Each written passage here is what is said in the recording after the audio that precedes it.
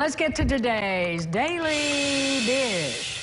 Talk about getting lucky. An art collector stopped at a bookstore in New York and grabbed a last-minute party gift, and the store owner said, "Hey, my friend's dad got this drawing at a yard sale for like 30 bucks. It looks like an Albrecht Dürer." Dürer, of course, was regarded as one of the most important artists and intellectuals of the European Renaissance. Really? The art collector took a look and said, "I think it's either the greatest forgery I've ever seen or a masterpiece." After 17 international flights and 3 years of consultation, turns out drawing's the real deal. Really? It's worth more than $10 million. The owner wishes to remain anonymous. Can you imagine? Okay, I'll bet he does. But and I would imagine that art piece of art is in a nice, safe place right now that no one knows about but him.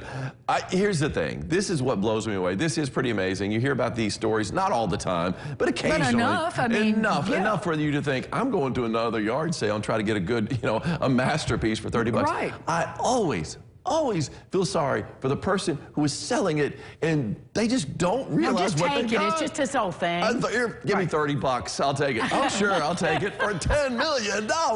You just got a lottery ticket right there. I mean, know. It's pretty amazing stuff. And yeah, I think I'm going to hit a lot of yard sales. I think you should, if it ever warms up enough to have one. A woman from Idaho made a strange discovery while renovating her home. Okay. Melissa was working in a bedroom and had a wall covering with the roofing shingles, so she wanted to pull it down because she's remodeling. Yeah, really. And behind it, she finds rows and rows and rows and rows of baseball cards glued to the wall. And wow. In fact, there are 1,600 of them, right? Mostly from the 70s and 80s. And so Melissa contacted the original owners to say, awesome. What's up? Turns out the parents of the young boy just said, just glue those things to the wall. And when they got ready to leave, they couldn't get the glue down, so they just covered it up. There you go. I mean, that's a lot of baseball cards. All right. I got two big questions right here. First of all, that is a cool wall. As a baseball card collector, I can appreciate that. And I recognize some of the baseball cards from when I was a kid, too. So these are probably back in the 70s and 80s. I'm telling you, if you're going to... You're going to cover up a wall before you sell a house. Why are you covering up a wall with shingles? I mean, could you not use wallpaper or something like that? Well, they could probably what do we got out there to cover out. up that wall? You might as well just left it baseball cards. That would have been cooler. I'm just what would you do with shingles?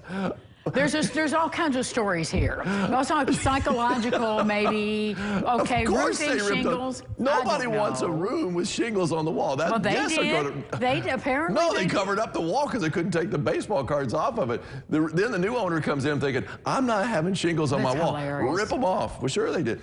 Well, I hope they keep that wall. That's really They should just cut it out and sell it at a yard sale for 30 bucks, and it'll be worth $10 million. I mean, baseball cards used to be worth some money, but usually it's because the card has to be in really good shape. If it's been glued, it's not in really good shape. Someday you have to get George to tell you his sad story about his baseball card collection. He loves to tell it. Yeah. He loves to tell it. Okay. Well, last week we showed you a pricey piece of art in New York. It was the $11 million. We've got a theme working here. $11 million gold cube. We don't have. Popped up in Central Park. Well, the 24-karat, 410-pound cube got a lot of attention. Even had its own security detail, but now it's been replaced by the gigantic box of Velveeta. 8-foot box. Is it worth it? It's not worth $11 million, Ron, but no, it's not. It's 14 times larger than the regular box of Velveeta. Now, why?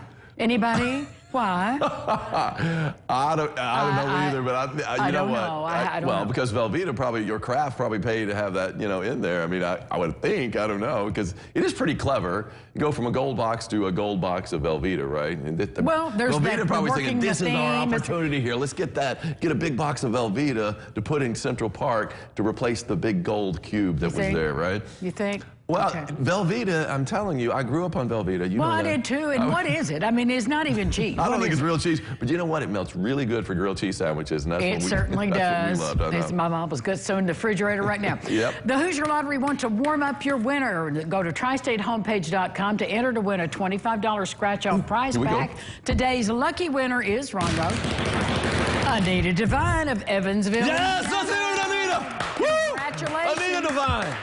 She won. We got winners all through the show. Today is a day of winning. You're all going to be winning. Yes.